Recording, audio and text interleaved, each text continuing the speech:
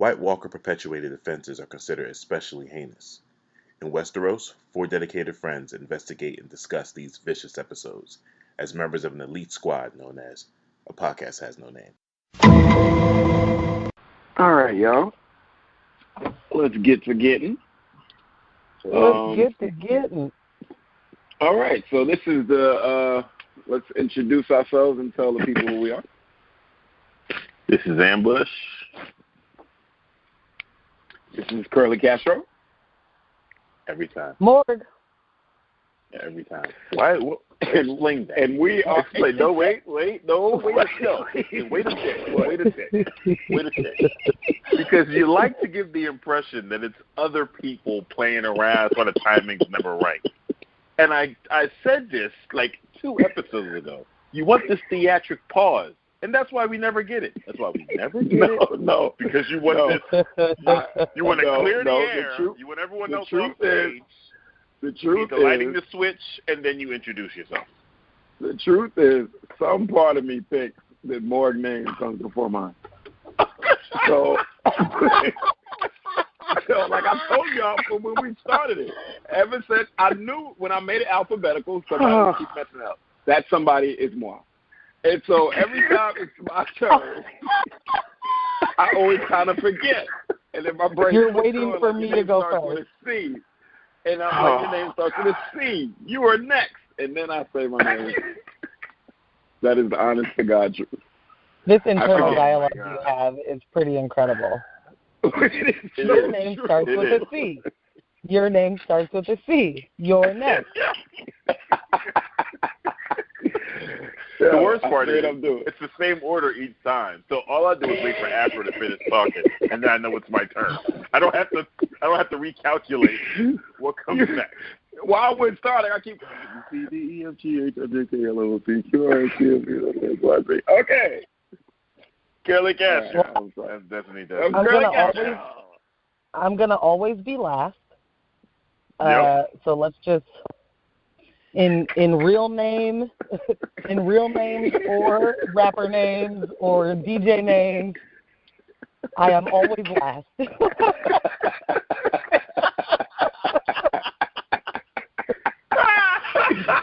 the holy name, in the name of the Father, in the name of the Father, the Son, and the Holy Spirit, Morgan will always be last. Let's just. It's literally the same order, though.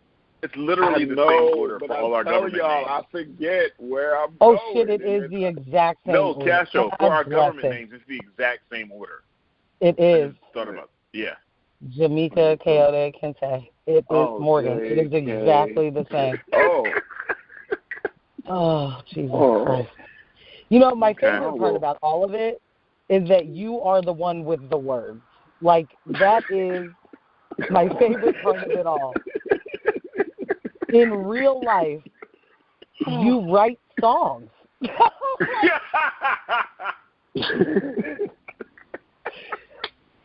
your job. This is your job. But any hoodle doodles, all of that's been recorded. I don't know that we need to keep that. We can, or whatever. But we are a podcast has no name. Yes, a podcast has no name. Don't be playing them games. Podcast has no name. Don't be playing them games. Game He's of so committed. Thrones. There it is. Game He's of so Thrones. committed. You see, I've been practicing and everything. You see, I got my tones right and everything. Yeah. Right. We got a week off. Y'all don't know. This is what goes on in pre-production. You see? I'm ready. All right, y'all. So look, all our faithful listeners, we love y'all. Why does everybody love everybody that supports us? Maybe we're just like, no, we love y'all. And we are doing the big. It could be like we like you guys. Yeah, we really like y'all. We're fond of y'all. And so we are going back as a unit to go and watch the series from the beginning. I admit that I have not watched certain seasons over again. I think I only rewatched maybe season 4 or 5. So this is all brand new to me and fresh. But a warning to listeners, we are reviewing it with a spoiler mindset. So if you haven't watched it, this might not be the podcast for you for a few months. and then you can come back for the last season. But we are reviewing it with spoilers intact. We're not going to have any pre-spoiler part and then post-spoiler. No. We're just talking about it as an entirely, as a gigantic series and all the media that includes. So we're going to talk about that too. Shout out and kudos to everyone that is just starting the show. There's never going to be a time when I'm like, oh, you're just starting Game of Thrones. Oh no, I'm never going to stop you. They have plenty of time. This is their pocket to dive in and binge watch and catch up, because it's going to be a while for the next season. So, right. That's why we're embarking on this. Also, we'll be mentioning things. Another little spoiler alert that we find online that are daring and interesting. Like, I found this giant tapestry that they made for all of the episodes and seasons with this significant scenes. Really? They weave this thing together. Yes, it's online. It's all interactive. I'm going to put it up on our Twitter, and anybody that follows us, check that out. All right. Can we just one more second, real quick? Shout out Afro, our other co-caster, who is not able to be with us for the next couple of weeks, and we love you. And you will be missed. You will be missed, but you are always here in spirit. And I know that the people that love to listen to her will be sad, but guys, we'll do what we can. Yeah, we'll try. We'll attempt to hold the dread fort. Yes. That worked. Okay, we'll hold the dread fort down. Okay, all right. Morg gave me the thumbs up from stage left, and we are continuing with this production. All right. So the first episode is Winter is Coming, and I'll start off. We start with the Rangers Beyond the Wall. So I just want to say, this show is epic from the first scene. So the gate comes up, and then when they walk past, you can tell the CGI is of top quality because you see this massive wall. This is the first thing we're experiencing. I didn't know anything about the books. I knew nothing about any of this universe. I'm just watching this happen. And the gate comes up, and the Rangers go beyond the wall, and it seems like they're going out to scout. They mention they don't mention White Walkers just yet, but they do mention wildlings. And, they're on their P's and Q's in a 3-man unit. So they're just out there. And that was the point of that mission, was to scout for wildlings, right? Okay. Yep. That was the point. I think they had mentioned something about a raiding party or something. Like, this is a somebody that went out. Yeah, somebody went out and didn't come back all the way a little bit. Mm-hmm. Yes. There was a party that had went out and didn't return fully, so they went out to see what it is. They don't give you a good sense of and they do this kind of throughout. At first, a sense of distance from how far we're going from the wall. When they go out on these scouting ventures or something. But I could further, let's just say they're just going north of the wall. Mm-hmm. See what's going on. All right. So they're out there. They're beyond the wall. And they first stumble upon, they break up, they split up. There's 3 people that you're really paying attention to, and they split up, and one person stumbles upon a staged scene of dead body parts. Yeah. There's heads, there's arms, there's torsos, but they're all separated, and they are in a pattern of some sort that definitely comes into play later. And he is terrified. And then he turns around and sees a dead child on a tree. And he takes Can we just talk about what the pattern is? Because can you just talk about what the pattern is? Because we're not concerned about spoilers. Yeah, you can drop that knowledge, B. Yeah.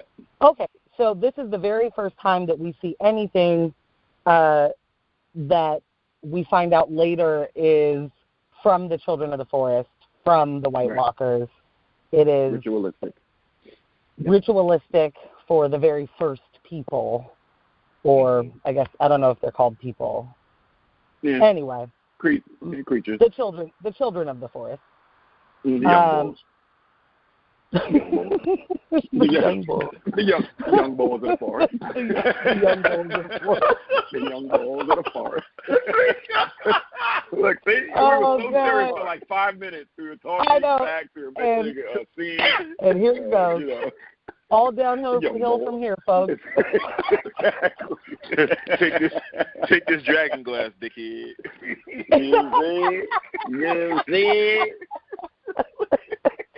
Oh, God. I'm not going to be able to get back on track. So we see this ritualistic pattern of body parts. He sees the dead child on a tree. Castro, what did you just say when I said on a tree? I felt like the child was like nailed up to the tree, like hoisted. Yeah, like I don't impaled, hoisted like up. higher. Yeah, hoisted up like Yeah, something. Whatever hoisted was up, holding but it up was like an we arrow don't in see it. that. Yeah, No. like we don't see what's holding the girl up, but yes, definitely she is not just like laying up against the tree. She is up Yeah, she's and hoisted. looking down. Yeah. So is she looking at the pattern? Maybe. I mean, It appears she's looking at the pattern to me. I don't know the significance of that, but that's what it looks like. It looks like she's looking down on the pattern. So the guy that sees it, the ranger, books it back to the other group. And he's like, hey, it's some hella weird shit over there, and I'm the fuck out. And they're like, oh, no, you don't get to leave. Smartest man in the series, I would like to say. Yeah, I- the absolute. The absolute smartest person, and he is owed every apology from everybody in the realm. Yes. Everybody owes him like kissing his feet apologies. Didn't take much convincing. He was convinced and Right. so Right. What he thought and what was real. Yes, you did not need to bring a walker to him. He is not searching. Right. You don't need No. You don't need to prove that this shit is real. He heard about it once at the wall.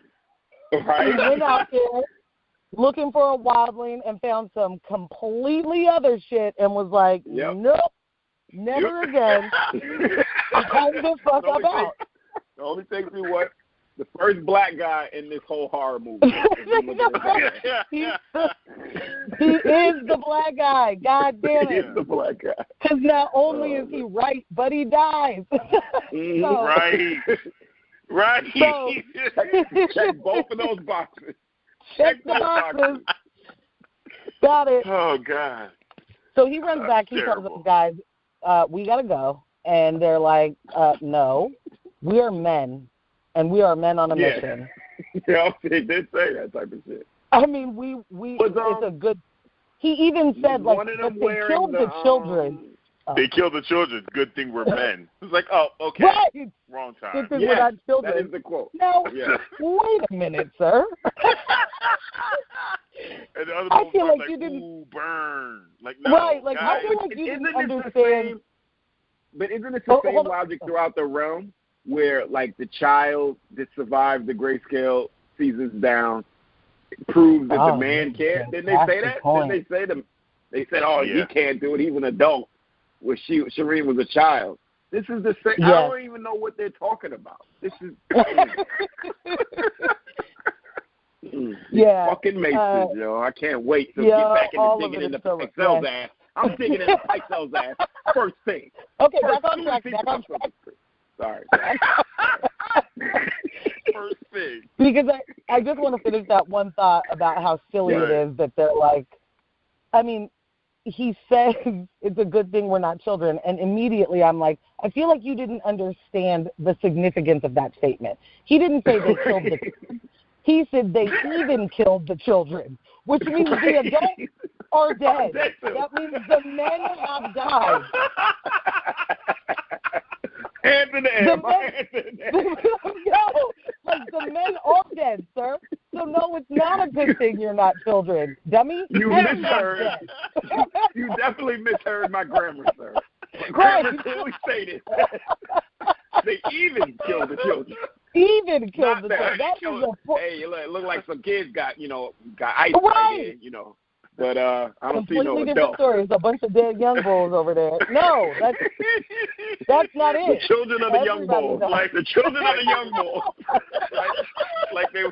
like they got killed playing in the street or something. You know what I'm saying? You know what I'm saying? Right. Well, good thing we know how to cross the street. Good thing we're So these adults. kids not to cross this patch of snow here. They bound to get ran over by white walkers. It's a heavy white walker area. Give me a break. You got signs? What is happening? Oh, So clearly Okay. miscommunication is the key. To this whole miscommunication. season, Yes, because nobody's absolutely. listening to anybody. Because nobody listens to anyone. So Jeez. So dude is like, yeah, you can go ahead and leave if you want to, but they will behead you for being a deserter, and, he goes, if I don't find you first. Right. Okay, so dude's like, Drawn. I'm going to do my best.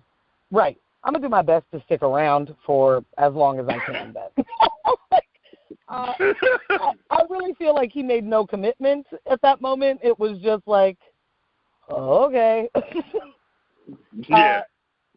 He starts to, they're going to go back and look. I don't know. And all of a sudden, the dude, the captain of this here outfit, is fully beheaded. Oh, wait, no, you don't see that part. I'm sorry. He's just, something stands up behind him and kills him. Like, he's done. And Right. everybody's gone. And take then you off see running. it. Then you see. But wait, then you see the Crip eyes. Don't forget the Crip eyes. Oh, definitely. You definitely see the laser blue focus of the white. They were so bad. So bad. Yeah. Well, We're gonna but talk then, about that. hold on. So then our good friend who is trying to get out of this entire situation in his running, and you're hearing snarls, you're seeing shadow things, like you know that they're being chased. You just still don't know by what. Right. And let's call him the enlightened one. the enlightened one. Yes. Perfect. The enlightened Thank you. one. Yes. Yes. That is Yes. fantastic. So Apropos. the enlightened one stops, he's taking some breath, and he looks over, and the fucking little girl that was hoisted up on the tree turns around. What Morgan doesn't do is dead, reanimated fucking children. Pass. Hard back to pass. life, back to reality. Me neither, yo. I don't fuck with no possessed ass kid. Fuck dead kids. No. So she turns around. She now has the Crip eyes and looks dead at him. I don't know how he was able to run, because that's the moment where I would have just completely lost everything inside me. The legs melt. The legs turn into unuseful body parts. And it's all over. Somebody is pulling me down into the ground. That's what's happening. Like, that doesn't make sense. I'm digging a hole. No. I'm digging a hole. I'm just trying to climb down. Yes. To the earth. This might I'll work. do it for y'all. Please. Let me keep digging. I know how I like it. I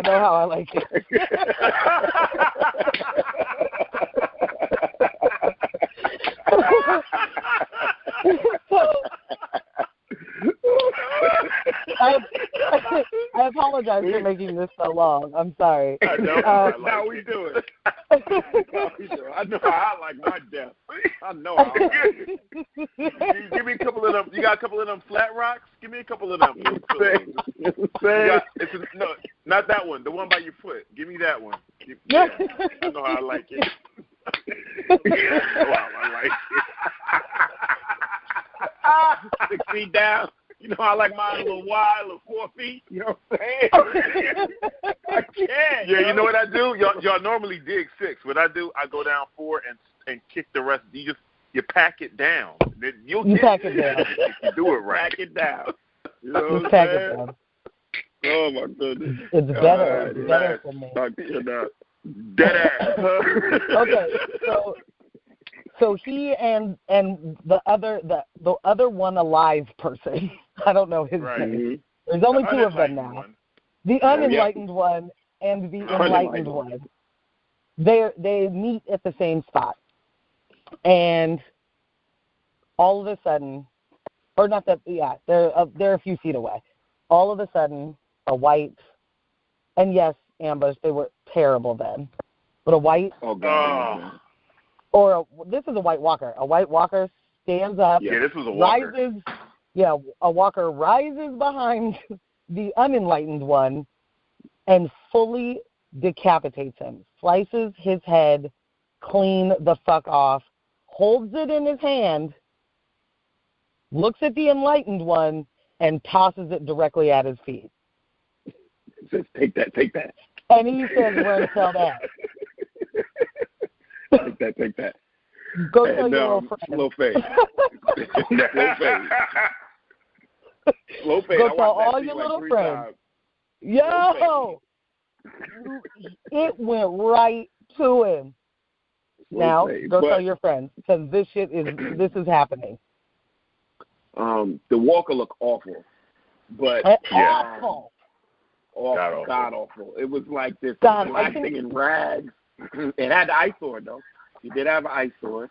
It did have an ice sword. But they definitely improved over time. And also, it was a little bit more, excuse me, a little bit more playfulness to him. Like he was kind of chasing the guy.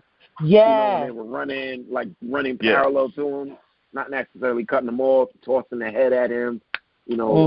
That's why we assumed that display they made was just part of this little psychological game. I remember I thought it was just more terrorizing at that point. We didn't know what they were. We saw them making this pattern. We see the pattern come up again and again, and I always thought that was just like, a terror tactic, like, killing a dog and leaving it on somebody's front step. Right, so, right. I didn't know if that was a territory thing, like don't come past this spot.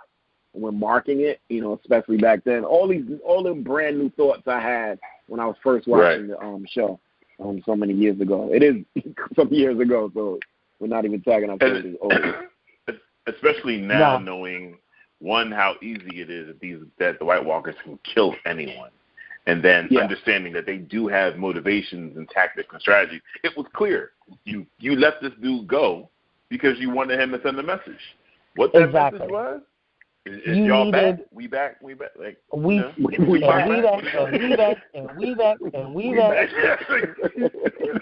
what is Don't call it a comeback. I've been here 1,000 years. But yeah, I ain't never go nowhere. That makeup, that costume, he looked like the Ultimate Warrior. I'm like, what is going on? Oh yeah, this is so bad. Like long hair. The White Walkers definitely had the metal hair. No, not metal, but the grunge hair. Like metal. Grunge stole hair.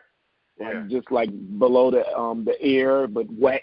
And hanging. Yeah, and they also looked a little like that one that decapitated the dude. He looked like a little more alienish, like than they should. Well, I don't mean should, but as they do now. They don't look like, Anyway, I'm happy they changed it, but it definitely made me think like the people you meet that are like, I've only seen like the first 2 episodes and I'm not interested. I kind of can see. You can understand. Well, I think they were meant to look vague. Just for the CGI thing. Just for those things where it's like, people that aren't into fantasy and can't just get into it, like they'll be like, what the fuck is that thing? You know what I mean? And now it also was meant to look so different. It was meant to look a little vague, I think, because the next time we see it is way more fleshed out. And I don't think that was just a production thing. I think they wanted it to look shadowy a little bit, but the eyes makes sense. I never thought they would look like running around in those rags. I never thought they would. I think you're right, Castro. But the mistake they made was lighting him. All of that would have worked if he wasn't lit as well. Yeah. You know what I'm saying? Like we were able to look at it. Looked bad. Yeah, it was just like, oh. But there's no remnant for that the next time we see him. I don't even know when the next. I can't even guess. But the next time we see, there's no remnant for that. But yeah, just god awful, and we're glad about the the improvement, which we're going to talk about all through these episodes. Is the improvement. We're going to get to something a little later that I'm going to mention to y'all. Y'all are like, oh shit. But yeah, I got a little note. Okay, continue on. So our third point. Wait, sorry. Go ahead, Morgan. Well, so he sees the head. He gets the fuck up out of there. So that means, like Ambush was saying, dude, the walker wanted him to run and tell everybody at wherever he's going, which is supposed to be back to the wall. He wants them to know we vet. So dude leaves and he goes right past the wall. He sees the wall and says, "No, thank you. That's not enough. I'm done with this place." It is funny to me that he didn't even like go to them and just warn them and then leave. Like well, he's gonna say that later, but definitely. Yeah. He was like, the wall is too close. The wall is too close to what I just saw. We got to keep going. We got to keep moving. Oh, exactly. Okay. Yeah. Okay. I got it. It's like driving below the Bible Belt. We don't stop for gas in Alabama. We don't stop for gas in Arkansas. Nah. All right. We keep them. So here's the thing. You push it to the limit. Got it. we understand that the White Walkers were sending a message. Now they assumed that he would return to the wall because that's where his ass was supposed to go. So what's the message that they wanted to get back to the wall specifically? You know what I'm saying? Like what could that possibly have been back then? It's just that they're back. The message is we're Benioff and Weiss, and this is our first shot at this first episode. Because there's no real conspiracy planted into that move because they don't move that way after that episode. Like the White Walkers don't act this way ever again. So that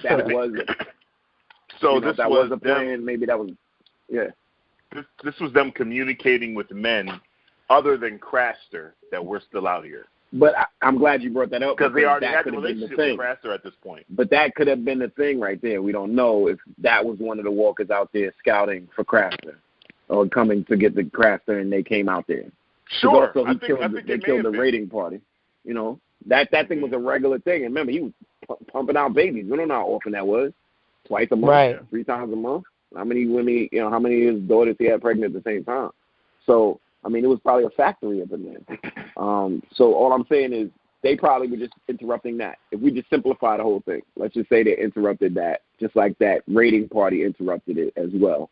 And these one or two White Walkers took them all out. They kept going. They left one behind. As we know later on, they do send out scouting parties. And he bumped into those 3. And, Ixnay on M-Day. That's it for them. And then he just probably joined his, back to the land of always winter to keep planning and keep gathering people. Because again, we know their plot was to gather every last person north of the wall to their army. Right. You got to get recruitment. You know what I'm saying? So hell of a plan. And you up? Oh yeah. Yep. So now we have the opening sequence. It does seem a lot darker than what we're seeing now. Everything isn't fleshed out as well as it is now, of course. But I didn't see too many significant differences in how they handle it. But there even now, though, in the later episodes, when they go to the sigils, going across that sword or whatever it is with the flames in the background, that's never easy on the eyes. It's never easy. So but they make it's the sun. It's the sun, y'all. It's the flare. That's why they bring it up and makes the flare because it also gives them a transition to go to another part of the country. Always the big transition when they go a good distance when they're not just hitting the wall right down to when it's not the airborne shot from the wall to Winterfell, maybe even down to King's Landing. They do that flare and then maybe we'll jump to Esso, so we'll jump all the way down to Old Town, later on. Gotcha. I always notice that's when they make a big geographical jump. It's after the sun comes across the screen. They hit that and come back. All right. It's still hard on the eyes. I love the explosion. It's still ugly as fuck. Indeed. And it's hard to understand why it's purposefully bad. Right. True. So, last time we see Pentos, I mean, we might see it one more time, I think, but continue, man. Sorry. Oh, no, that was pretty much it that I noticed from the intro. Not too much more than that. It was like, there we go from the rip. I did notice that some of the music they used throughout the episode, and especially at the end, was definitely different. It's like they're testing scores at this point. I definitely made a note of the same thing. Yeah. The music was awesome. Move on. They have that was awful. They have themes. Each family has a theme after a while. Like the Ranger Castanet is the Lannister song. I think it just takes a couple of seasons to tell you the truth. I'm with y'all. Like it takes a couple of seasons for all that stuff to really hit home. The last season. It sounded so like what you would expect King Arthur to sound like. Like it was. Yeah, awful. It sounded like something else. The Victrola. And it's like, it's like harp. This show is too good for this right here. Like what happened? So this is I love to witness this growth now, like in this way, because I don't think you really remember while you're just progressing through the show, those kind of things, like what the music used to sound like. So that's fun for me. All right, so now after that opening scene, we had the deserter, the Enlightened One. The Enlightened One is running through the countryside in the north. And he gets cornered. Man, we just had no idea. We had no idea back then how enlightened dude was. We didn't know that he was years before his time. The information. Indeed. He was trying to. I mean, they also painted it that way. He was in rags, kind of running, looking. Man, he was beat. But the idea is that he didn't stop. He never stopped running. Once he got past the wall, he's like, I gotta keep going, bro. I gotta keep going. And everyone he talked to is White Walkers, man. He's right. As he was stumbling, and walking, he just kept saying it. Because he now feels like an insane person. Right. Yep. Because of the things he just witnessed. He can't even form the words. It's just White Walker. They're there. White Walker. It's real. And it's happening. Not like I said, it's not like he's babbling at the wall. It's also making him run and create distance. So he's looking crazy, he's acting crazy, and he's sounding crazy. But he's right. And he's so right. He's dead on. Yeah. So then after that, MJ, we got Winterfell. For the first time, we laid eyes on Winterfell. The first time we lay eyes on Winterfell. So we get the castle that is Winterfell. We get this beautiful landscape of, it's not winter right now, I guess. It's cold enough to wear a fur, but it's not snowing. So it's all green out there. I didn't remember that. I didn't remember it ever seeing other colors except for the werewood tree. There was no green. But anyway, so we get what would you call it, like the courtyard of it all? And we meet, don't we meet the kids first? Aren't they? Is that archery? Mm-hmm. Yeah, that's getting into my part. Yep. Oh, my bad. I think that's it. You go ahead. Okay. Oh, I would like to say a little. But wait, I want to say this though. Let's not assume that it's cold because they have furs on. We know damn well that John is showing us later on. This is spoiler for anyone. We wouldn't do spoiler warning, but just to let you know, John is prepared to wear fur in any season, any climate. He wears them on beaches. He wears them in sun-scorched dragon pits. So you don't. The fur isn't necessarily indicative of weather here for the Starks. This is absolutely true. Let's say the weather is geographical in this realm. The north is usually colder, and Sunspear and down there by Dorne is usually warmer. All right. Yes. So I also wanted to tell you that Winterfell, this first time we see it, is the actual castle. So they first used the real castle for the first couple of seasons, and then every time we see Winterfell later, they built it as a set from the ground up. Jesus Lord, this show. But at first they had to save somewhere. Yeah. You got to save some money somewhere.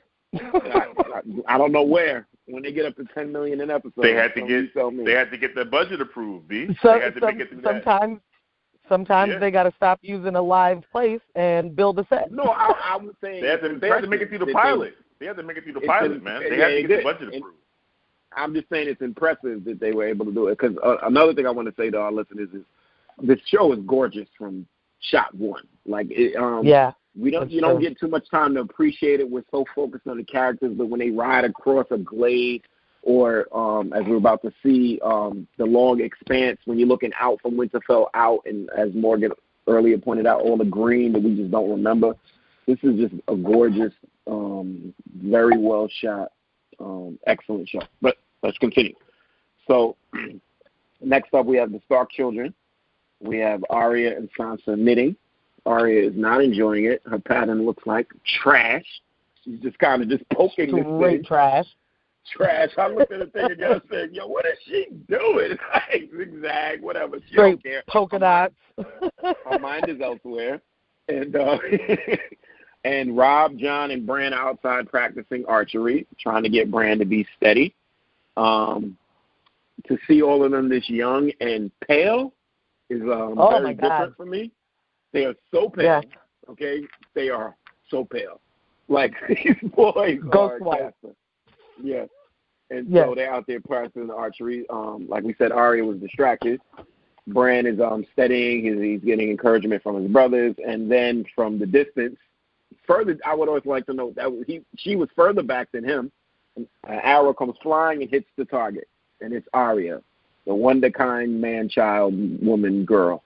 And she bows. She bows and curtsies. And then, well, long story short, we're starting to see some of the children and what roles they want to play. We get to see that Sansa enjoys the knitting and being a lady so far. I don't want to go too far with being a lady, but yes, she enjoys that part of being a princess in a court. And Arya wants to be out there with the boys, shooting arrows and being mischievous. And she runs away, and Bran chases her. And as everybody... Oh, Morgan, I'm sorry. That was your part. Oh, shoot. No, why would you do that? Sorry. Keep going. Game of Thrones. And so... oh, my God. I didn't think you'd be that distracted by that. I just keep going. And so, yes, I am. And so they start chasing each other, and the children run away. And Morgan, you can take this part. Oh, wait, what? Yeah, just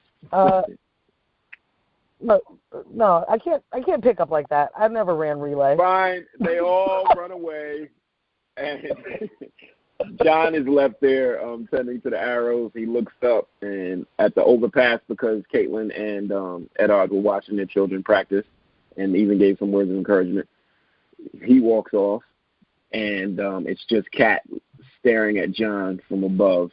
And you can tell that they don't get along. There's definitely tension. Super tension. And John just goes back to gathering the arrows, and then Kat walks off, I believe. They did. I just want to interject really quick. They did have give us some dialogue that to give you that idea that there would be tension, just in the way that when he's talking to Bran, he says, "Father is watching, and your mother." Yes. So we know from them. Yeah. Yeah. This isn't my mom.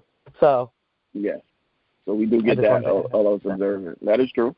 So we know something's fishy, and also we get word that they caught the deserter.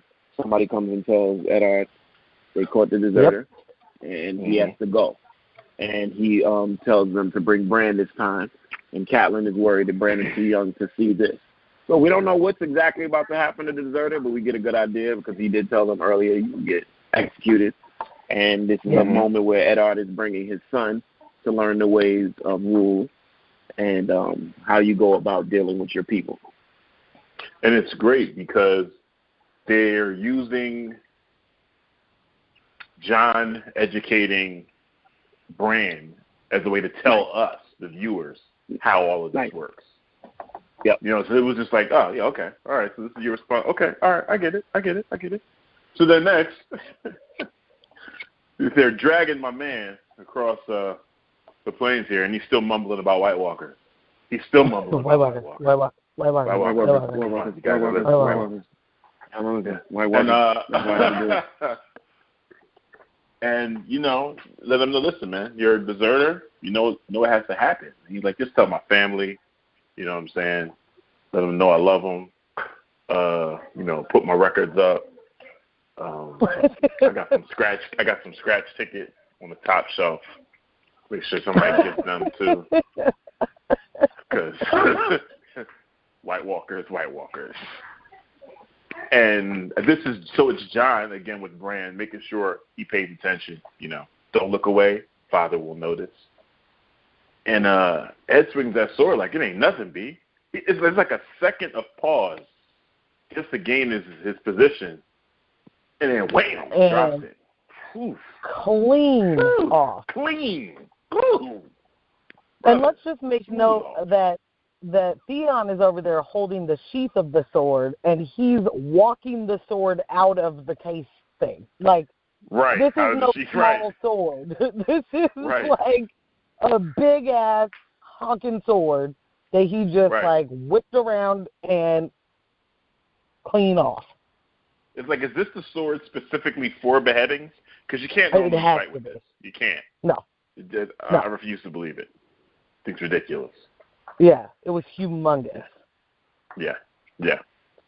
So then after that, we have one of the best parts of this episode, Castro. So, what's he doing? Are you eating? No, I'm not eating. I like how offended he is. Are you lying about eating? No, I'm actually not lying. It sounds like you're lying about eating. Yeah, I'm not lying. I had to double-click my phone to get back to the notes and the outline, and I was like, oh, man, it's about to be my third. And I knew it. I was trying to get back to that. So, yes, I got caught again. Okay. All right. But I knew I was coming up. So, all right. Well, just help jog my memory. How did they come across a stag? It was an elk or a stag. Yeah, they come across a stag, which is significant because there's certain animal totems for each family, and a stag is Baratheon.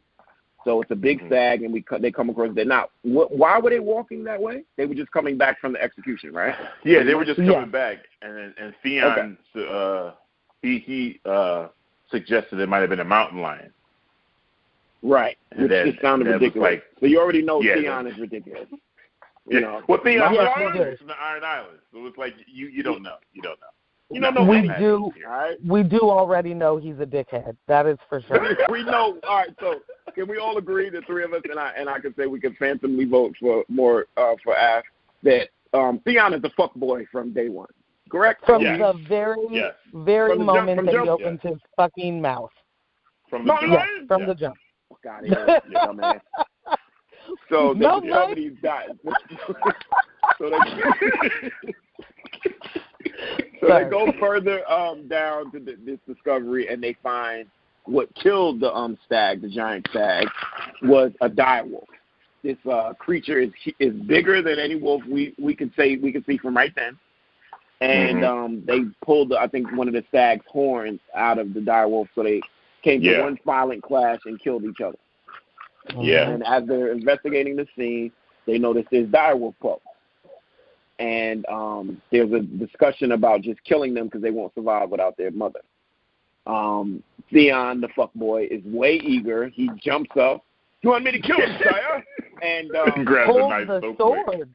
He pulls the sword so fast. And John says something like, "Hold on, Theon." He's like, "I take orders from your father, not you." Like, oh my God, this guy. No, that was Rob. Yeah, Rob was like, "Put your sword away." Yeah. Oh, but Bran had screamed when Theon grabbed the wolf from him. Bran got visibly upset immediately, and Rob's like, "Chill, bro, chill." Yeah. I take orders from your father, not from you. Not from you. Fuck out of here. Because I'm a dickhead. Anyway, so fuckboy. At this point, fuckboy has too many lines. That's for sure. He's talking out of turn already. And then John comes up with this great line, and says, "You have 5 children. There's 5 pups. The direwolf is your sigil. that means there's a pup for each Stark children. And again, we notice something's fishy because he's excluding himself from this 5. Yeah. Right. And so they says, say. So then wait, hold on, Mark. Then Eddard says, you feed them, you clean up after them, you take them hunting, and if they die, you bury them. Something like that, right? Some quote like that. I remember when I first heard him do that, I clutched my chest like, oh, he's so hard. Oh, the cow goes after the sheep. After the wolf and the sheep. These damn animals. And when he the dire wolf jumps over the moon. When he dies, you bury him. You feed him, and you bury him. When you wake up in the morning, you bury him. It's like, oh, we got it, Ness. We got it. Okay. You don't want to see any. So then they start walking. They start walking off, and they find a runt. They then scurried off, and it's stark white, and it has red eyes. So Ghost had red eyes from the jump. I noticed that when I watched. And here goes Theon's fuckboy line number 8. The runt's for you, John. Here he goes. The runt's for you, Snow. Right. Yep. And, that one's for you, Snow. Oh, how the tables have turned. Oh, yeah. You need one right now, Theon. And then they take all the direwolves back to the castle. All right. So next we go into King's Landing. Again, this is our first view. It's the first time we're hitting King's Landing. And they put, I'm trying to remember, they did put like lower thirds of the different locations when they switched, right? Yes. Yeah, which we didn't have that later on. But it was funny just to see it. I was like, oh, yeah, you kind of have to tell us where we are now. For the first time. It doesn't do it a lot this episode, but it does it for main ones, and I wanted to just keep an eye out, see if it does it for the next couple of episodes when we first get somewhere that we've never been, if they have those title cards. We have Cersei and Jaime at the funeral of Jon Arryn. Let me tell you something. I paid very, very, very, very, very close attention based on the Littlefinger death and everything that we found out around that. So they feared that Jon Arryn put the word out. But what was the word that they were fearing? It wasn't that they killed it. It was that the kids were illegitimate. Yeah, that they are having sex and they have a relationship. Yeah, right. Yeah. That's what she was scared of. Because I know before we were like, the Lannisters kill him. And we ended up finding out the Lannisters had nothing to do with his death. This was all Littlefinger, 100%. Littlefinger killed him. Yeah, but for them though, right? That's how I looked at it. No, but not by their knowing. Like he killed them to stir the pot, because it was literally Jon Arryn was the domino.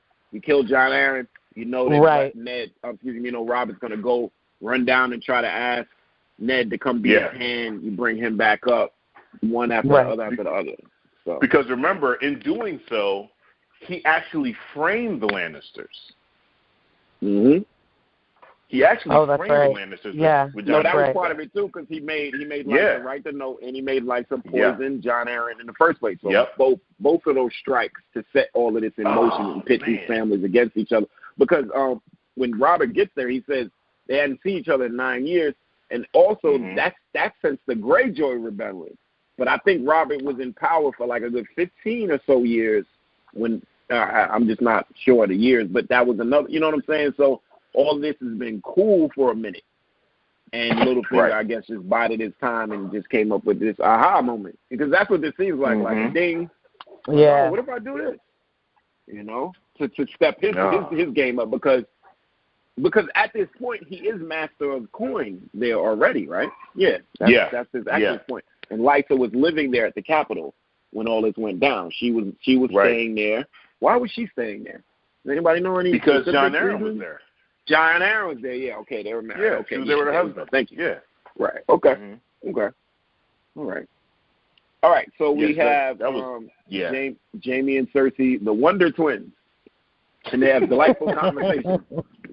So at this point, we don't know what's going on with them, but we know something's going on. We get implied that they're twins and whatever like that.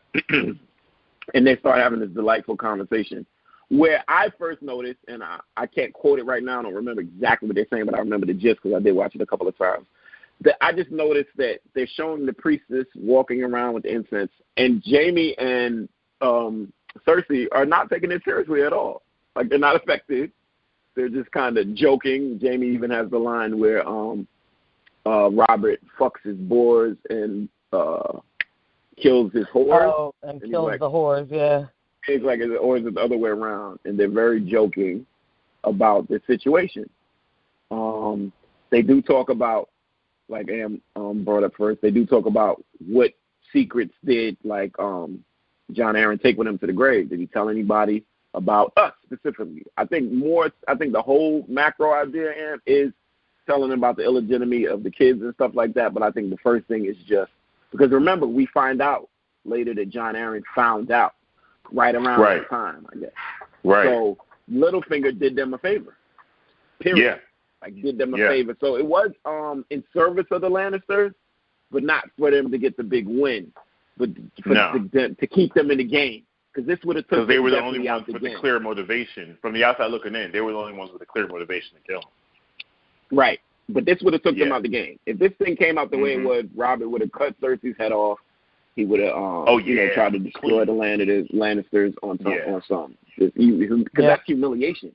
If that came out, that would have been humiliation. And Robert Baratheon was a standard for being humiliated in the 7th. So they would have been made an example of their family. Imagine Tywin having to jump into play back then to attack. They would have had to fight. Yeah, because he would have killed his daughter. Lannister's no joke. Lannister army was no joke back then. No, they weren't. They still weren't all the way up until, where we're at. The Lannister army is no joke. So, all right. Okay. So, did I miss anything with Jamie and Cersei of significance?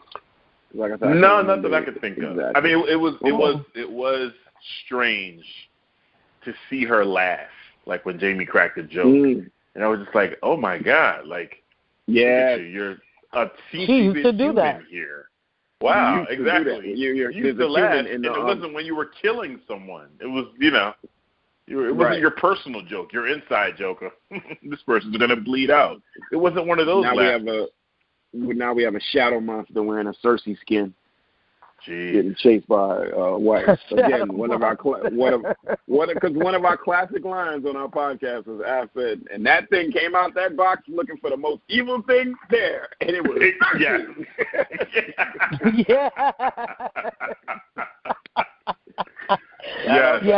Yes.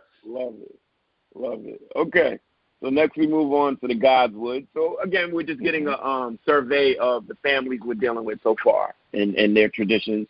So Ned is out there with the whetstone sharpening the blade, which we come to find out is the family sword, Ice.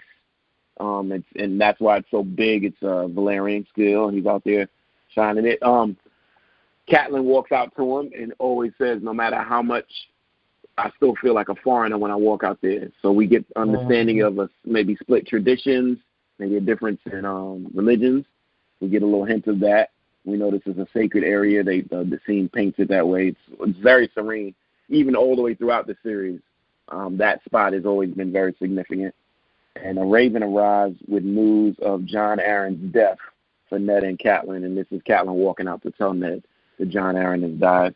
We also find out that Ned had a long-standing relationship with John Aaron, and this would hit pretty much home because he was like a father to them. He was a ward for John Aaron when they were younger with Robert Baratheon, and so this hits him pretty hard, considering he was poisoned and died, I guess, prematurely. This is not of old age. Oh, excuse me, not poisoned. He fell sick. Let's just say. Well, let's just say he fell sick at first. That was the news, that he fell ill pretty fast and caught a fever and died. And then we move on to Oh, and then also the Raven also tells us that the king is yes, the king is on his way, and Ned says if he's coming all this way, this far north, there's only one thing that he wants. And Catelyn says, you don't have to say yes. And I don't think we get at that point what exactly, do we? What exactly they're talking about? It's just that vague little, you don't have to say yes. You can leave it at that. But we know it's something important because the king is making his way all the way, all the way there. Right. So it's definitely a big deal. So then we see Bran at the top of the castle, at the very, very top of the castle, looking out on their land and sees that the king is here. The king has made it. They're approaching, and he starts coming down. He's so excited. The king is here. This kid is running all over the roof of the castle that is not a roof. It is, what do you call that? I mean, he looks like he could die at any wind gust. But he gets down, shimmies down, gets down, and his mom sees him and is like, get down from there. He's like, the king is here. He's with hundreds of people. This is amazing. He's not supposed to be climbing. She explains to him again and makes him promise, and he looks down at his feet, and he looks up at her and says, I promise no more climbing. And she says, you always look at your feet first before you lie, which is one of my key takeaways. Were you taken aback more about watching Bran walk and climb and run? Completely. And just how small he is. He's so tiny. Well, yes, he's like Rickon size. Rickon is not much smaller than him. I mean, it's I think they were playing on that, like, him trying to be an archer and trying to keep up with his bigger brothers. Definitely. But the king comes, and everybody from Winterfell comes out to accept them or receive them, however you put that, and ambush. Before we switch over, because I'm sorry, I had to mute real quick. I thought it was hilarious how she pointed that out about him lying, and then that was all of it. That was that was it. It wasn't like, oh no, I really do promise. Nope. That's just right. That's just how we parent. This is just how we parent. No black parenting here. We're done now. To me? That didn't happen. It was, you're so cute when you lie. You're so adorable. Also, I know it. I know you're lying. Oh, I could never stay mad at you. Here's $10. Go rape a college student. Right. Did I go too far? With the go rape? No, exactly. It was fun, but it was good. We'll get you off. This type of loose parenting. This type of loose parenting turns to cripple kids and Joffrey. Okay, so we already know cripple kids and Joffrey. That is the name of this episode. Crippled. That's the name of this episode. And Joffrey. Found it. Cripple kids and Joffrey. There it is. Cripple kids and Joffrey. That's what it leads to. I was definitely thinking about the special effects and the stunts and the way they handled that. Because it really did look like he was just up there getting it cracking. And, one false move, and it's a wrap. It definitely looked like at any moment he could fall. But the mom with the whole line of promise me no more climbing means he's done this hundreds of times. He knows all the footfalls. In his sleep. And he knows it in his sleep, Also shows us, we don't see this much later, but this, Bran's explorations give us a great scope of Winterfell. It made me feel like Winterfell is very much big. This is actual castle, with a moat and all that stuff, and it helps inform how the other structures are big too. Because I think after a while we start losing scope. Like we didn't think Old Town was too big. But you know why we lose scope? They keep giving us the same locations, the same rooms. Yeah. We keep visiting the same rooms and same chambers. So we lose scope very easily. We're not walking through the streets having conversations like what's the name used to do. Marjorie used to do. Like none of that's happening anymore. Right, and making King's Landing look so large and expansive, Right. seeing different spots that we didn't see at first. But this first, Exactly. the way they make Bran running around and leaping on things and big towers and stuff that he gets to climb in a little later, it gave a great scope of Winterfell. So next we have the kings basically arriving, and during this we got little Arya running around with the helmet on, backwards. A soldier's helmet. The lack of parenting, because my mom is going upside my head, helmet or no helmet. Get your immediately ass on and talking to me through immediately. The So she's up on wagons. She's watching the whole procession. She's excited. She keeps going different places to get different positions. And then Cat goes to Sansa. Where's your sister? Here goes Sansa. I said, oh my God, you are reminding me why we hated you so much. And I Where's forgot Joffrey? how much we used to hate Sansa. I Yes. totally forgot. Sansa, where is your like everybody thought? No, what you mean? Where is your sister? Where is she now? Where's? She like, y'all don't see that prince I'm supposed to marry? Y'all need to be quiet. Yeah, that's all she was thinking about. She could not take her eyes off of him, not once. So then, all right. So isn't that funny? Well, I want to get to that Joffrey thing though. We'll table that for a little later. All right. Continue that. So then, Arya finally does make it down there with the rest of the family. Ned grips her up real quick. What are you doing with this helmet on? Give me the helmet. Give me the helmet. She has the nerve to get upset that now she's lost her helmet. Which was hers in the first place. She goes over to Bran. Move. Get out of my way. Move. Yo, Arya was a mess from the first episode. Yes. More mess to come. More mess to come. Yes. So then there's this big, it feels like kind of ominous. It feels like there's this tension as Robert approaches Ned, and they had a little exchange. They're doing the dozens right now, and Ned mentions how fat he's gotten. So this, like you say, this is a king who has been out in the battlefield, done his thing, and has now for you said 9 years has been just chilling. But remember, spoils of war. It was the other Robert way. says that to Ned. Robert says to Ned, "You've got fat." Oh, right. Rob said to Ned. Okay. Yeah. Right. Okay. And then Ned gives him that look like, "What? What about you, nigga? Boy, you last seen your feet or your balls? Right. Look down. Look down. What do you see? Belly. Belly. What color socks you got on? You don't even know. Belly colored socks. Belly. That's all you got. That look was everything. It was great. Then they embrace, and it's all laughter. Everything's all chill.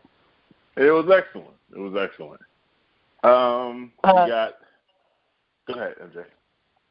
Well, I just didn't want to miss the part where Cersei comes out and says hello to everyone as well, and you can tell that she does not have the relationship with any of them that Robert does, because she's cold as shit, and she couldn't care less, and she doesn't want to be there. And Robert immediately says, all right, well, take me to the crypt. I need to get down there. I'm here now. Take me to the crypt. And Cersei says, we've been riding for a month, my love. I think the dead can wait. And he was like, Robert was like, anyway, you could catch me any day. I'm going to the crypt. I'm going to the crypt. If you looking for take in the crypt. He gave her no time on that one. It wasn't even like, no, I'm not going to give you any conversation about that. He just looked at her, turned around, walked away, and Ned was like, I'm about to take him to the crib real quick. I'll be back. He gave her that look like, I know you heard what I said, though. Like, I know you don't normally talk back to me like this, so why are you doing this now? Like, come on. You know I do what I do. After she she said that, he said in his head, "Reclaiming my time. Let's go now."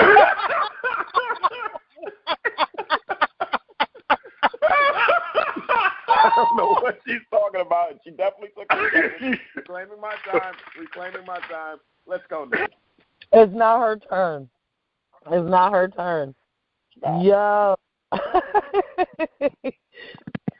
So they go down to the crypt, and it's just Ned and Robert, and they are at Ned's sister's tomb. What do you call it? Do they call that a crypt? Crypt. They call it the crypt. Okay. And then the place that the crypts are kept is the crypt as well? Yeah, I think it's it has a name. The tomb in the crypt. It's something on it. It has a name, like the Black Cells in Kingsland. It has some name down there. I can't remember. Oh, okay. All right. But it is there. Well, so he's the Stark family burial ground. All of their deceased are down there. So yeah, that's what I thought was called the crypt, but I get it now. So they're at her crypt, and Robert asks Ned to be the hand of the king. He's his only loyal friend. He needs his help because some shit's going down. Mm-hmm. And you're the only one I can trust. You're the only one I can trust. Yeah. You got to do this for me. So we know that this series is spicy. Yes. Does he say yes right then? No. I don't know. Yeah, I didn't because think him and so. Kat will talk about it later. Yeah. Yeah, I didn't think he did. But I didn't. I get the timeline confused sometimes.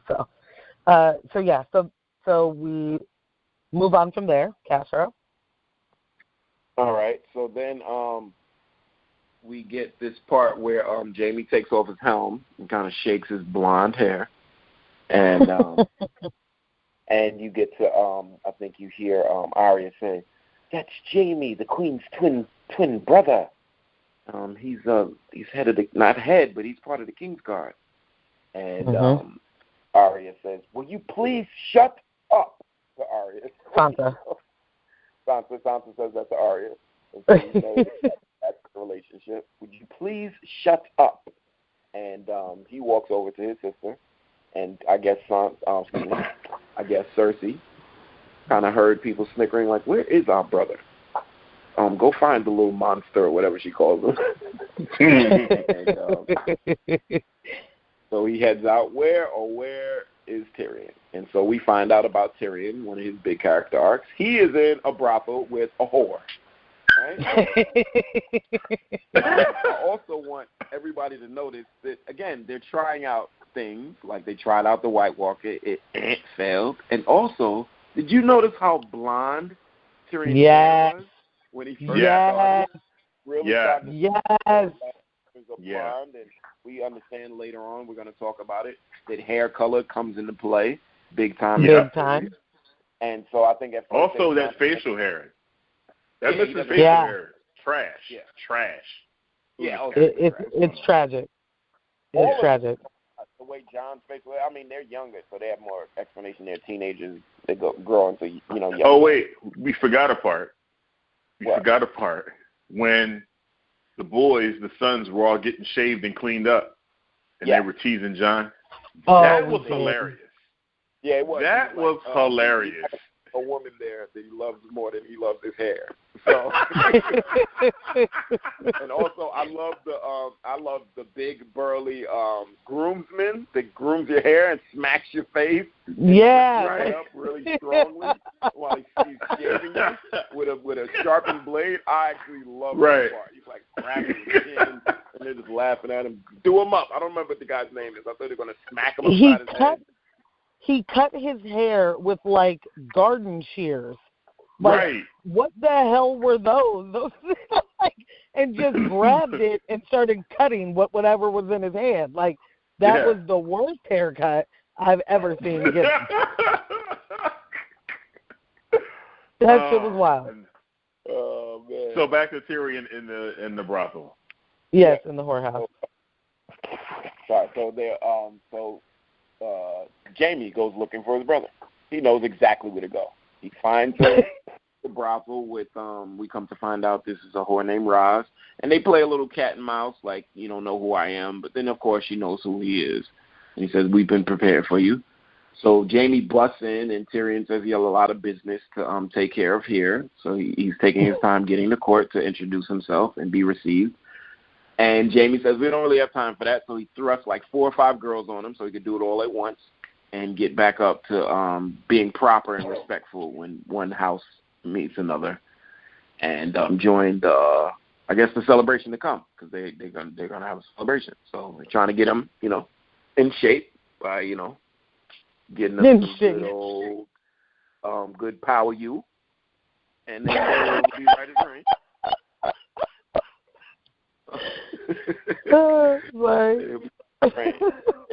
Them to his business. So next up, the conclusion of the crypt scene where Robert and Ned are paying respect, and this is where we also learn of why this is so important for Robert to get down there the first thing and pay him respect, because him and Lyanna was betrothed at one point, and Robert said something like she was my something, and if you notice, they did write this into the story. Ned makes this kind of move behind him, like looks off, like, if you only knew, brother. So, like, right. Ned is like admitting that, no, it's not as you seem, but at first we just look at it as, you kind of fawning off my dead sisters or whatever. But it really is, there's a lot more to what you believe and don't believe. And then Ned reinforces that, like, it's over, she's gone. He said something like to that nature, like it's over, it's done. The Targaryens are gone, and that's. Can you imagine that though? Could you imagine that, like, if she was still alive, and Ned's got to explain that, like, my bro, like my homeboy, like, he really, really likes you, but like you only like him, but he loves you. So it would make like the Targaryen boy, but we can't really tell. Like, if he finds out that you're sleeping around with this Targaryen, he's going to flip.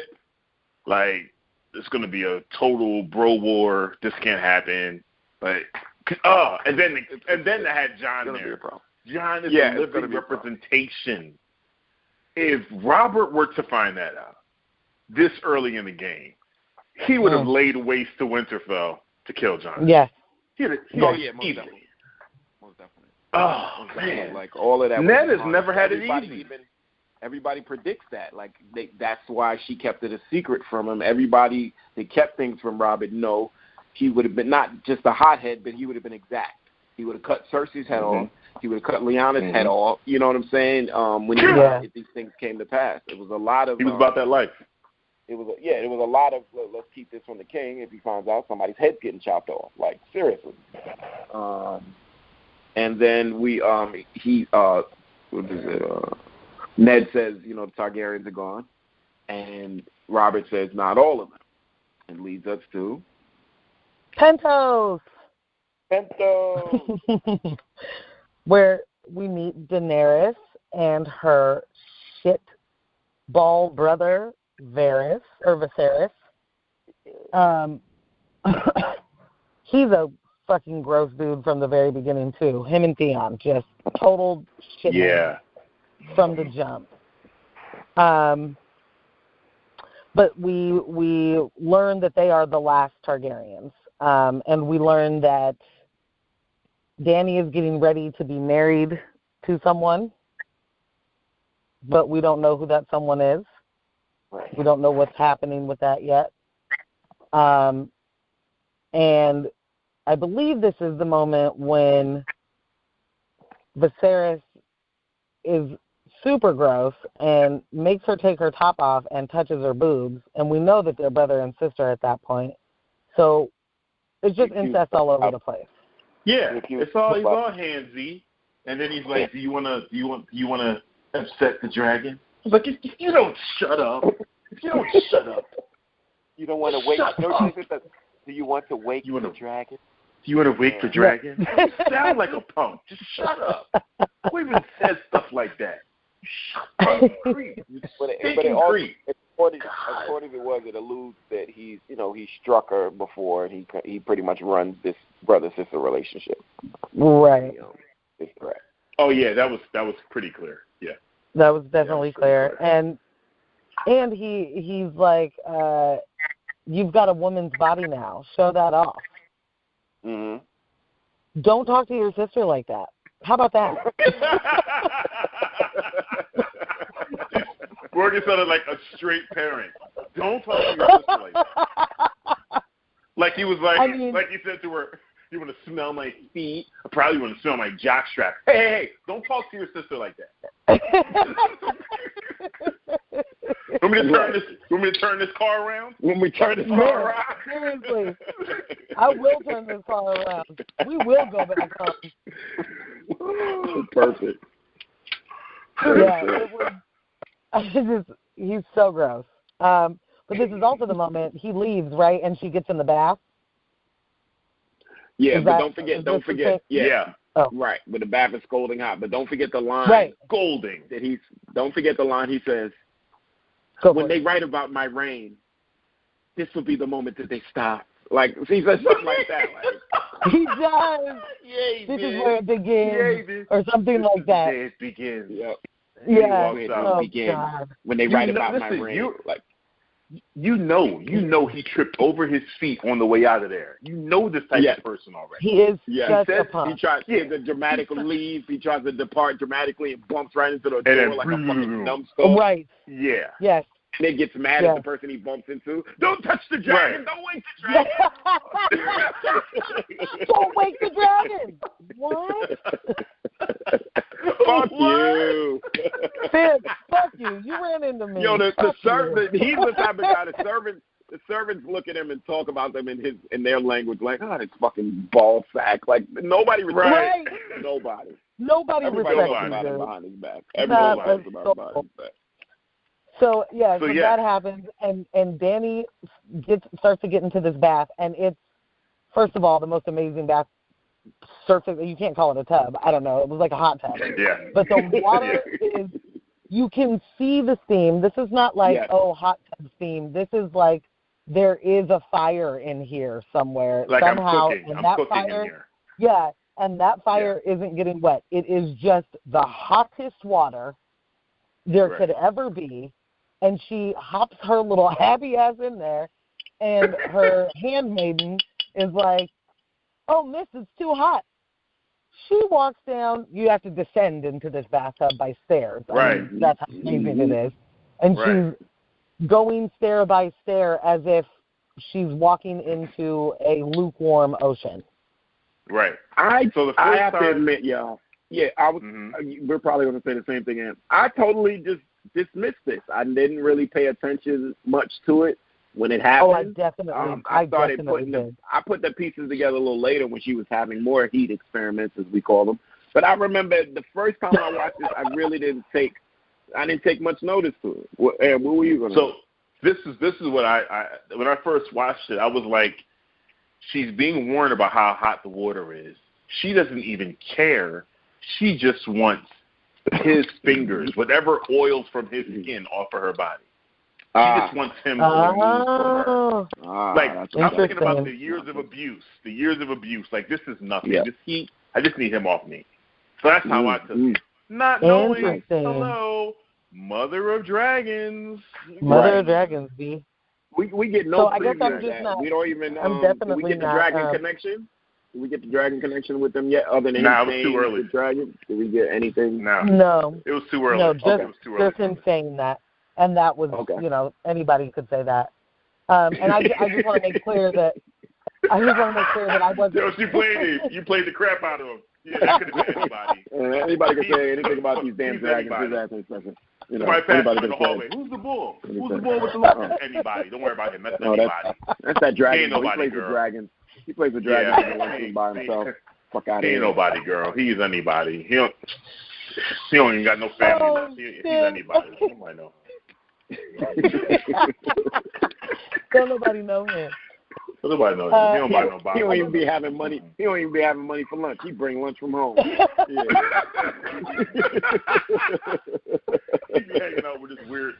Ain't nobody. Ain't nobody. Oh, shit. I just wanted to make clear that I wasn't saying I knew what that meant, but I remember logging that, being like, how is she getting in that? That is, I love hot water, but that was literally like burn you water. It was everything short of boiling. So, Castro? Yo. I need to stress the importance of what she just said about loving hot water. Morgan loves hot water, Castro. Almost as if she wants to remove her skin hot water. Like to bathe in, shower. Yeah. To bathe and shower when you run the shower really hot. I run the shower really hot. You run the shower so hot that like, hey, we're not doing couple showers. You know, you go in and get out, and I'll go in and get out. No, right. You know, it's a clear statement. I need my space. This is me time because I'm going to turn this. I'm gonna turn these up. The skin scolding. If you don't get it, you see me with the knob. The knob is going up. Yeah. So if you haven't got it before, if you wanna, my time. Reclaiming my time. Reclaiming my time. If you wanna get frisky, no, you've been warned. You have been warned. This is my time. They say for, you know. Oh my God. Same for play.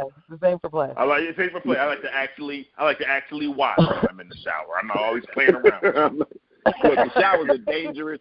The shower. You want to talk about a dangerous realm? We're talking about that with Game of Thrones. The shower is a dangerous realm. When the most. Yes, it is. Yo, because you know what happens? People think it's such a serene place to have this little play and you can explore in there. No, until they grab onto the shower curtain and it doesn't hold them up and like hit the tub at a velocity that leaves a mark in a memory. Yeah, right. When that happens, you don't play around. Yeah. You don't play around in no damn shower. Okay, I'm here to wash, handle my business, and I'm here to get out. I don't know what you came here for. And if you're looking for, you can looking for it when I get out. Anyway. Back to the I don't know how we got here. Clean. I don't know either. We'll move on. So, all right. Khal Drogo. He arrives. So this is the first time we've seen anyone in all of Westeros culture has been introduced to us look like something from Conan the Barbarian. We don't know what we're looking at right now. Yeah, everyone else has been regal and, handling themselves. This dude just comes riding up like, what does it do? Like, what does it do, fam? And it's like, oh, he's speaking another language. You're just supposed to assume. And he got this grunting. He didn't really say anything. You just look at her and you just ride off. Like, what's happening? And we didn't know what to. We knew to respect him. We just didn't know what we were dealing with this early in. We just didn't. We had no idea what this dude was capable of. We got the explanation of the braid. The braid? Right. The explanation of the braid, definitely.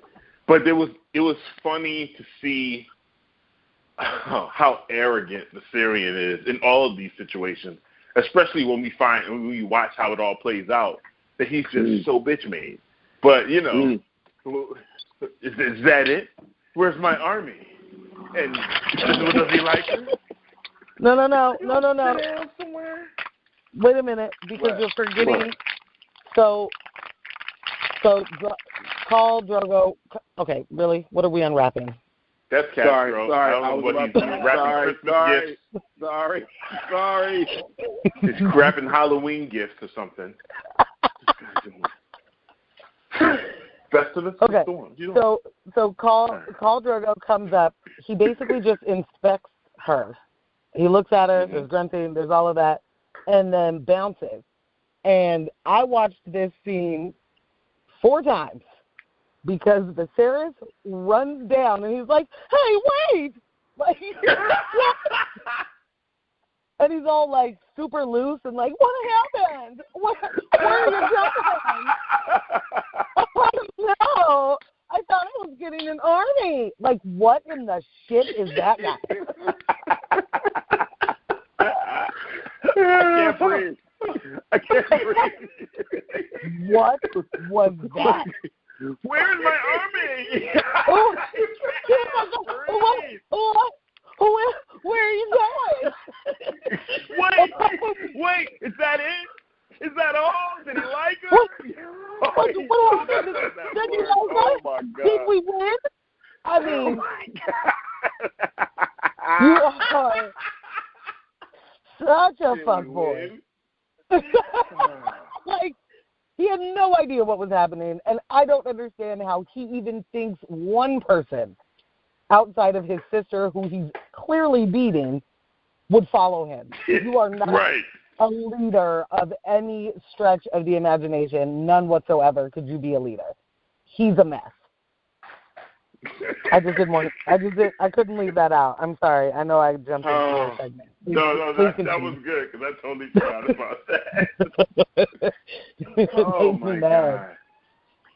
So then you're up next with Sansa, the most romantic. Sansa, made my we go back to Winterfell. We go back to Winterfell, and I'm sorry, you got to help jog my memory. I don't remember what the catalyst in that moment was for her to even go there. So they're in the room, and I think Caitlin is brushing her hair, and she's already caught wind of why the king's here. And she's like, so how soon can we get married? Sansa, if you don't, hey, man, listen. Oh, yeah, we forgot to mention this. That Robert mentioned you have a son, you have a daughter, I have a son, will join houses. That's where the idea, I don't know if he had that idea riding up, but he got sentimental when he saw Lyanna to join their houses, because he was thinking about how their houses would have been joined if him and Lyanna had gotten married like they were planned to be. Right. And then he, so Sansa gets word of that, and then she starts going off. But mind you, she's already giving him every googly eye from the jump. Right. From seeing that little fucknut, she's all about it. So at this point, Catelyn is doing her hair, and she's like, so we're going to get married, right? That's a definite. And Catelyn's like, slow down. We'll see. You're too and she's fast. like, right. And she's like, okay, well, do we have to wait, or can we do it like today? Like, I'm looking, I can make my dress is made. I'm ready. I think he's ready. How long do we have to wait? I'm trying to be a princess tonight. Tonight. Right. I'm trying to be a princess tonight. Yes. Tonight. I'm ready. And she has no other aspiration in life. That's what we know about Sansa. Sansa is ready to get married to a prince so that she can be a princess and at some point be the queen. That's it. Yeah. That's all. That is what she wants. And we have that major parallel, between the two sisters, that they're going to lead completely different lives, just fully different lives. They make that clear from the way they introduce them and how they all interact with one another. These are opposite sisters. They want different things in this realm. I'm totally convinced this early in that they really wanted us to hate Sansa. They really wanted us to hate her. The way they wrote and directed. They did not want us to like this little girl. I agree. I see it clear as day. It's just like, come on, again with you. Good grief. So right after that, one of the most glorious moments in the series. Oh my God! The introduction. Uncle Benjamin! Hello! What's going on? My guy. Fresh from the wall. What's happening? Huh? Tell me. You wrote all day long. You didn't want to... How was it? What did you see? Did you hear anything about me, White Walker?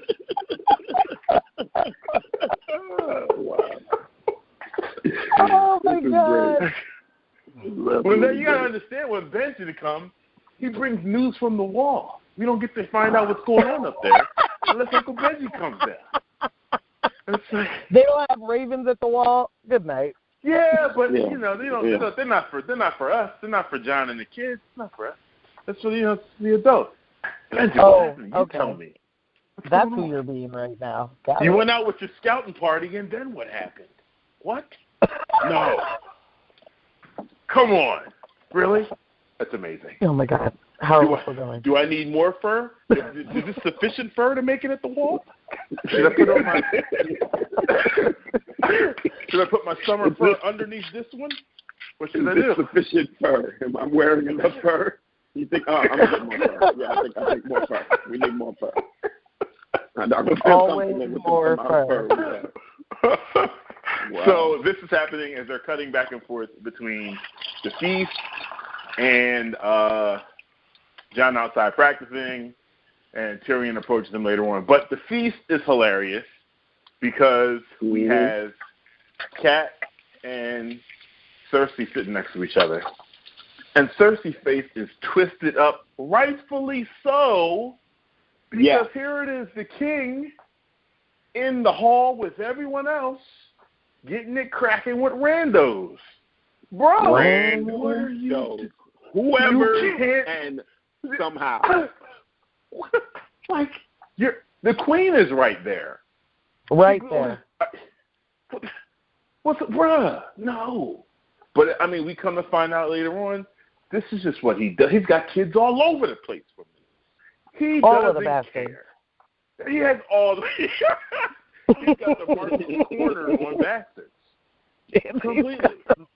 It made me think like, Ned's not even keeping up. Like Ned don't even know. Like, everybody got the bastard. We meet Ramsay not pretty early, but we hear a lot of bastards. We meet over in Martell. He got a city of bastards in all his somehow. I guess. Like, you know what? This whole bastard talk puts a whole new spin on Ned's position. Did he really want his sister with a guy like that? Nah. Rob's smashing every cheerleader he can get his hands on. He's smashing girls on the volleyball team. Great point. He's smashing JV basketball. He's all over the place.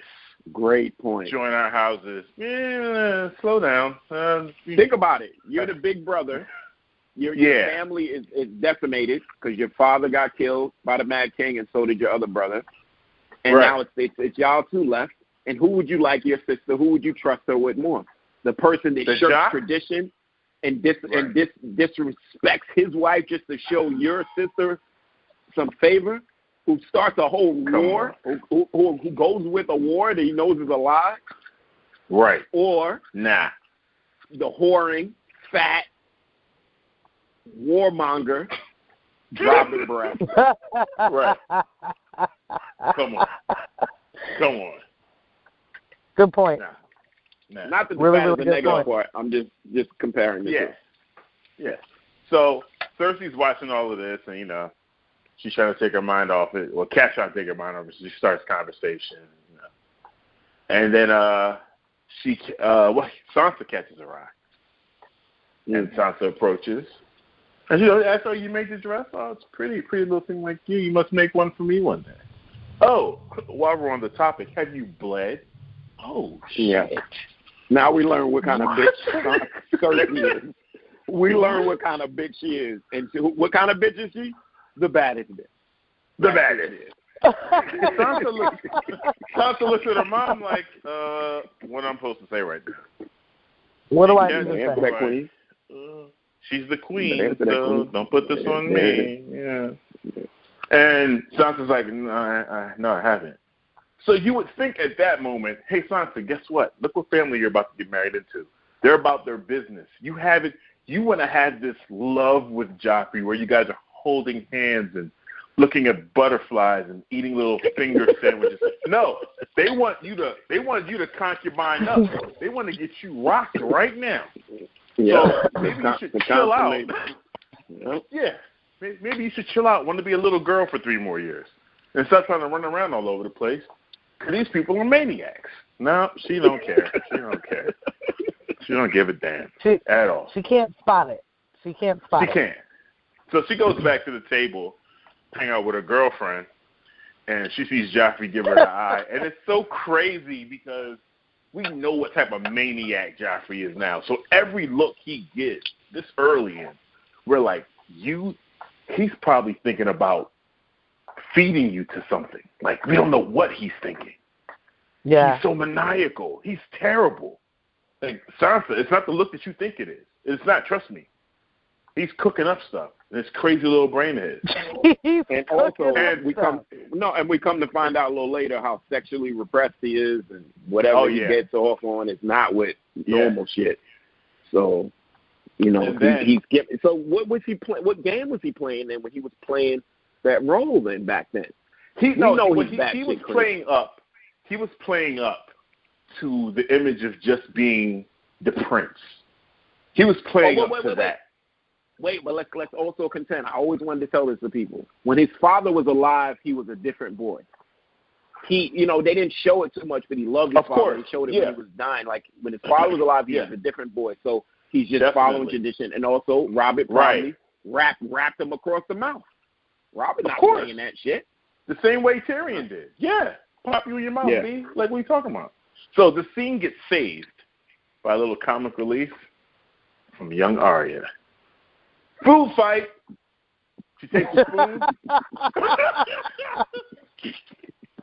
She flings it, bam, right in Sansa's cheek. Oh, Sansa's visibly upset. Oh no, she's always doing this. She's always ruining things. Rob is dying. Rob and Theon are cracking up. But I love the look. Catelyn looks at Rob and is like, go get your sister. Get your sister. He gave her the look. You know the hierarchy. Yeah. I look this way. Yeah. Get your sister right now. And he got up and he stopped laughing. He stopped laughing. Come on. All right. We know it's West Indian family. Yeah. Right. Who's in charge of this nerve? Arya had the nerve to be like, oh, come on. You know what you just Because as he went and grabbed her, she was loading up another She was loading up again. She's like, my aim is good. Let me get a twofer. No, yeah. Jesus. I'm telling you, she's a mess. She's acting like Robert Baratheon. Yeah. Kindred spirits at his feet. Yeah. So then, the feast they were preparing for, don't forget that they were preparing for this feast for, I guess, days. Right. So, scene closes out. Well, my segment of the scene closes out. Back outside, Tyrion finally arrives. And it looked like Jon was trying to find every word but the imp or the dwarf when he addressed him. And he was like, you're the queen's brother. And he was like, it's my greatest accomplishment. I'm with Were y'all with Tyrion from the jump? I was with from the rip. Not necessarily the brothel scene, not necessarily that, but he was quick-witted with that too because they were acting like they didn't know who each other was. But this scene here really gives me the. Yeah, he owned it. He owned it. Yeah, especially with that whole. Listen, every dwarf is a bastard. Come on, we know about being a bastard. Please, every dwarf is a bastard. Own it. Own it. Refer to yourself as a bastard. They can't call you anything worse. Come on, keep it moving. I didn't mean to offend you, but keep it moving. Stop playing these games. Tyrion, he used the shit that early on. Little did we know his arrogance would bring us to these mistakes in season 7. But early on, Tyrion's a hero. We love him. He's a great character. Great character. All right, so what we got next? I did the Queen's chat. Yeah, so I wrapped that up. Keep going okay. Lord. They get the Ravens. Oh, yeah. Oh, man, that was serious business. So this is when they're in the room, and Catelyn is discussing with Ned about him not accepting the position. They get a knock on the door. Meister comes in. There was a writer. It wasn't even a Raven. It was a writer, he said, from in the night. From the Vale. Yeah. Right. Came with the message that basically Lysa already hightailed it back to the Vale because she fears the Lannisters are trying to kill her and her boy because they killed Jon. But they didn't. It was motherfucking Peter Baelish. Dun, dun, dun. Dun, dun, dun. And her bitch ass, too. It was her ass, too. She the one that flipped the So here's the thing, though. here's the thing. The Meister's like, yeah, you kind of have to do it now, right? You kind of have to be the hand because there's no one else you can trust. I forgot about that part until I watched it the third time. And so it ends up being a conversation through Ned between the Meister and Caitlin. And she's like, no, but he's been fighting for him for all his life and da-da-da-da. And he was like, listen, that was. Don't bring up no old stuff. This is a different time. This is the newness. All right? Things have changed. Ned's not saying anything. But he's pretty much put in a position where he has no choice. He can't refuse at this point. Mm-hmm. Littlefinger is working his little fingers.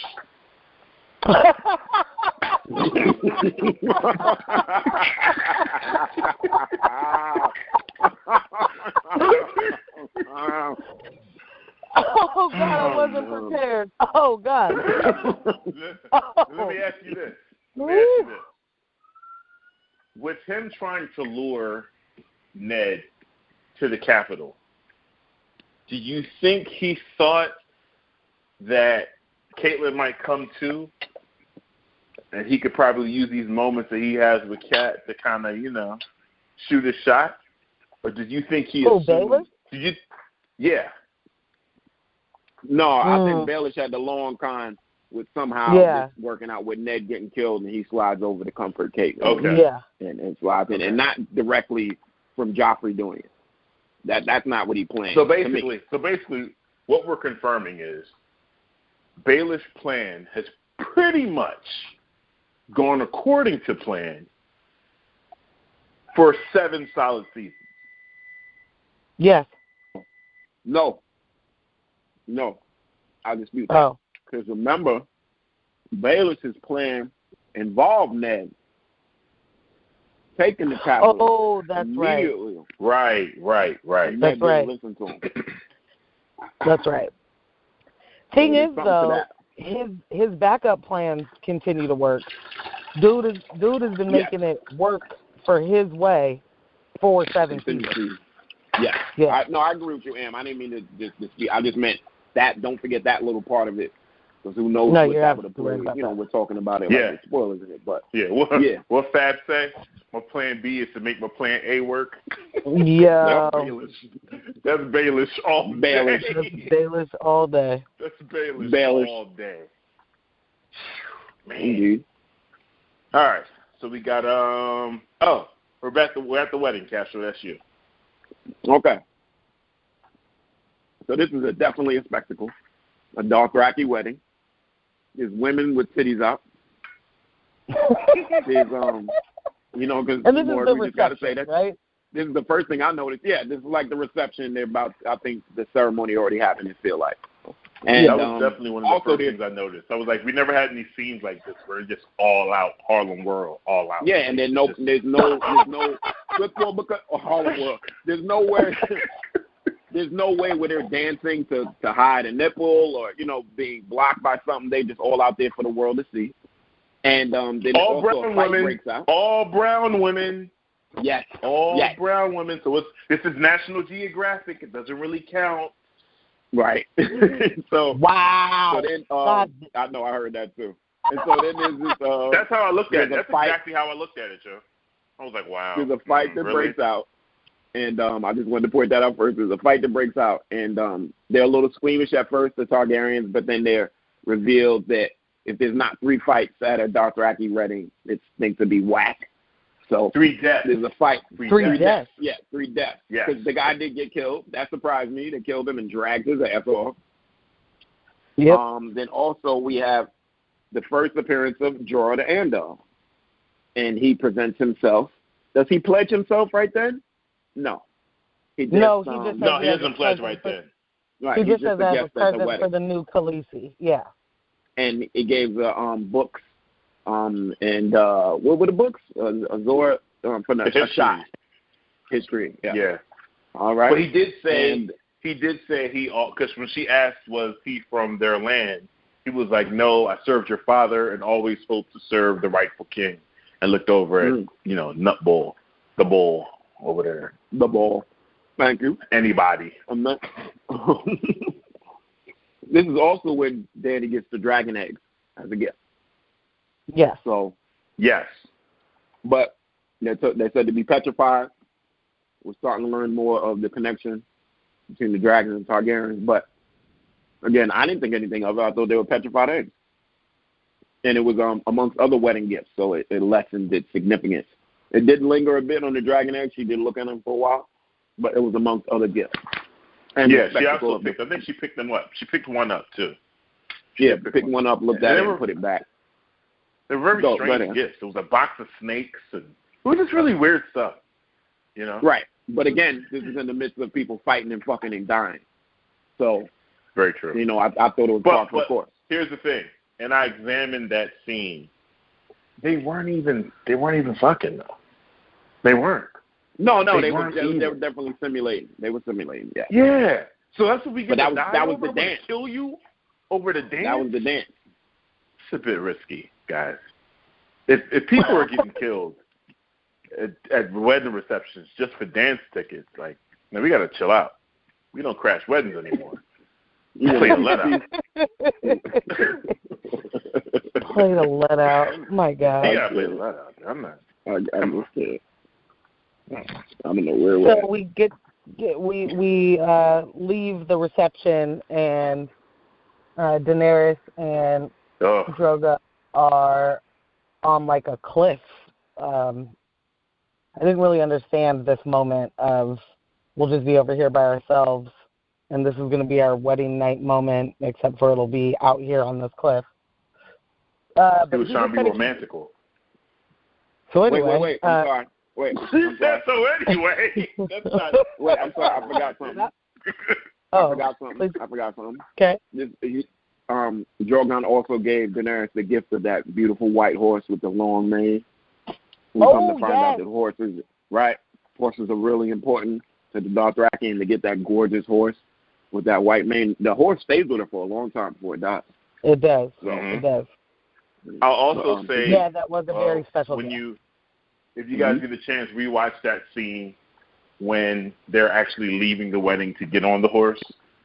Watch the gazes from all the naked women that are watching her walk through the crowd. It's very strange. The direction on this scene was terrible. All of the women had these wide, bug-eyed gazes, and they're walking slowly behind her like a scene from Thriller as she's walking through the crowd. I'm like, what is going on right now? It's so terrible. I was like, I don't think this is what they wanted from this isn't what George was going for in the book, guys. You took too many liberties. I do want to say that even though we learned that they're so far apart on different continents, they do have similar traditions. The bedding the wife, right then and there, the bedding ceremony and stuff. He definitely gets to that and back to more. Yeah, so they're standing there, and she's terrified. She has no idea what's about to happen. I don't know if she's just like, I'm sorry. Are we about to have sex right here, right now? Are you going to throw me off of this cliff? Is there an army for my brother? I don't want to get beat up. What's going to happen here? And she's terrified, and he just walks around her in a circle for a while, and they have this weird, sad kind of dialogue where she's like, do you speak the language? And he's like, no. And she's like, okay. And then there's another question, and his answer is no. And she's like, is that the only word you know? And he's like, no. And the whole thing is just gross. It's gross. Like, you can tell that his shit is cultural, but wait, what are we laughing at? That it's gross? Yeah. It's gross. I don't like any of it. Like, she's scared. He seems intimidated. Like, it's just a bad scene. I don't like it. Kasha, you know why it's so bad? What? Because it's too early in the game. You got to remember, every woman that's watched this show has fallen in love with Khal Drogo by the time he dies. Yeah. So to see him be this person this early, to have to revisit that, it's traumatizing. It's traumatizing. I get it. I'll take this. I understand He's Aquaman now. So what are we gonna do? He's hubba. See, there we go.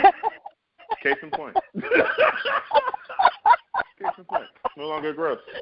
No, you know what I mean? this scene is gross, gross. so I stand by it. Just not incest gross, All right. So anyway, they have their moment, and it feels more like a sexual assault than a wedding night. That's accurate. That's how I can't. Like I said, I was about to say I can't dispute that. No, way to go. Even though we had the great burnt orange sunset that looked gorgeous behind them. Oh yeah. He climbed on top of her. He mounted. Yeah. He mounted. He did. Obama. Yeah, thanks, Obama. Thanks, Obama. So that one is your fault. That was your fault, sir. Thank you.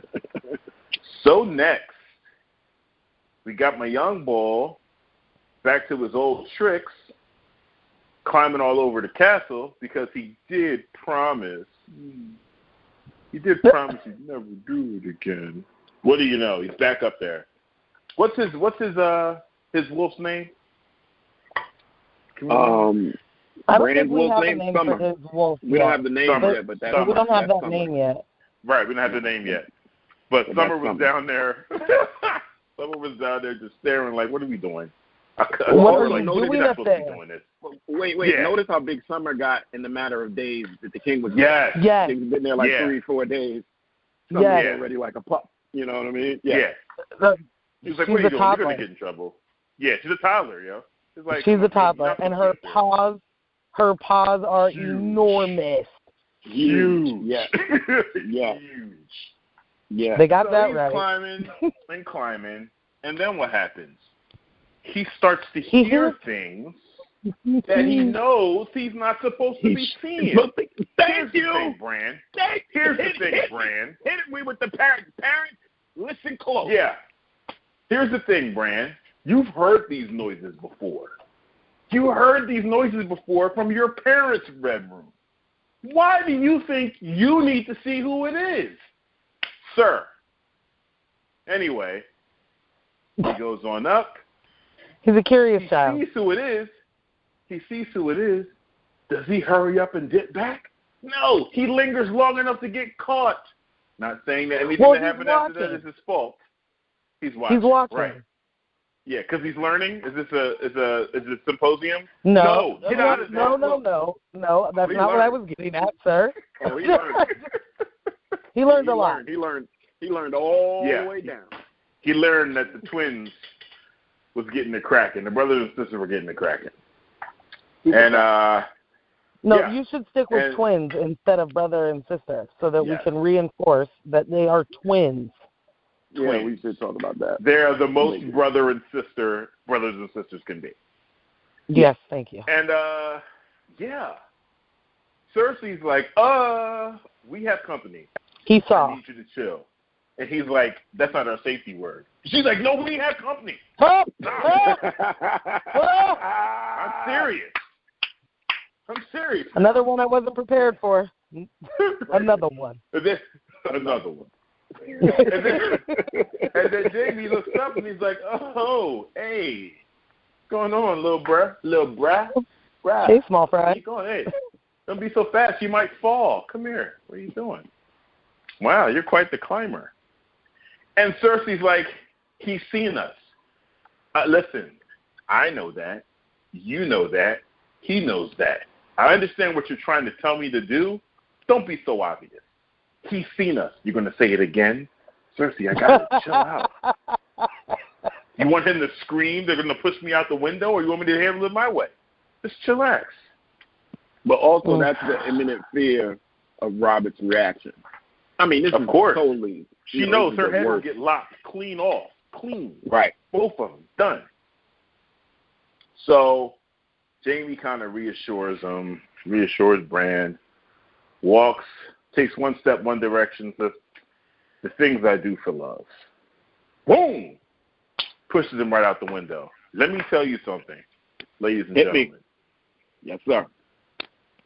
When this happened, it was at that moment I wasn't sure what I was watching on HBO. Thank you. Yes.